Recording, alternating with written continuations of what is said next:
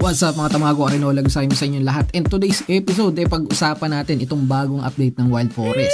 Sa mga hindi po nakaabot dun sa Season 1 ng Play to Airdrop nila, eto na Season 2 mga tamago, kaya ano pang iniintay nyo? Panoorin na natin to at alamin kung paano makakasali sa Wild Forest token airdrop nila. Tara na, let's go! Mga tamago, eto tignan muna natin yung kanilang announcement dito sa kanilang Discord. Sabi dito ni Sasha WF, tapos na nga daw itong kanilang pa-airdrop ng Season 1 at ang makaka-receive dito 4,000 top players na may mataas na honor points. So kung gusto nyo pong makita yan, pumunta lang kayo sa wildforest.io/airdrop/scoreboard. Syempre dito mga tamago, kapag mas mataas ang inyong ranking dito nga sa kanilang leaderboard, syempre mas mataas at mas malaki rin ang marireceive mong WF tokens. Dito sa case natin mga tamago, eto po, rank 389 ako. So yung iba mas matataas pa rin talaga dyan. Congratulations dun sa mga nakapasok sa top 4,000 dito nga sa leaderboard sa Season 1. Sabi nila rito mga tamago, 1% ng total supply ng WF tokens mga tamago ang i-distribute nga dito sa Season 1. Nakakalimutan ko kung ilan ang supply nito. I think nasa 20 million ba? I-reveal nga nila yung exact allocation amount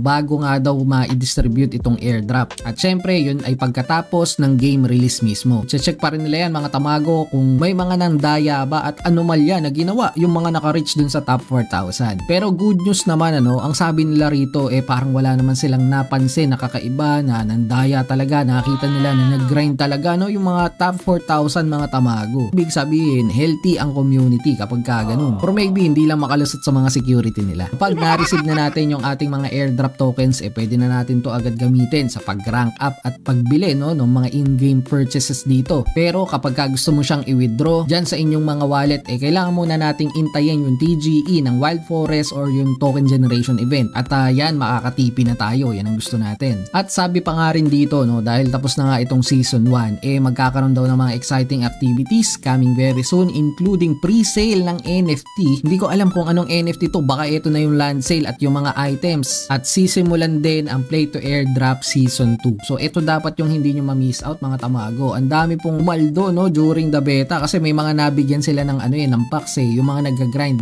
Ako hindi ako nakakuha doon kasi kailangan doon yung mataas talaga pagdating doon sa leaderboard sa in-game Iba pa po ang leaderboard sa airdrop mga tamago. According dito sa bagong announcement nila mga tamago, Season 7 has started. So kailangan din po nating i-grind to kasi yung simula ng Play to Airdrop Season 2 naman baka kailanganin din yung mga task dito. Baka kailangan sa Season 7 maka-score ka dyan ng malaki or baka may mga task na kailangan naandito ka sa Season 7. So better to watch out mga tamago yung mga ganyang instances. Alam nyo na mga tamago, mag-grind na kayo, maglaro na kayo at yung mga beta units din naman na makukuha natin, yun ang sinasabi nila merong daw time na pwede natin siyang i-convert. So yun pa yung isa nating babantayan dito kay Wild Forest. Right after ng game release mga tamago, siguro kung hindi ngayon June, sa July, wala pa rin kasing official announcement, sisimula na kagad yung Season 2 ng airdrop. Kaya I suggest ngayon pa lang mag-grind ka na kung ikaw ay may oras, kung gusto mo tong laro na to at kung gusto mo pumaldo nang wala kang ginagastos. So yun lang naman tong update dito mga tamago at ingat kayo. Hindi natin patagalin to. Tamago out.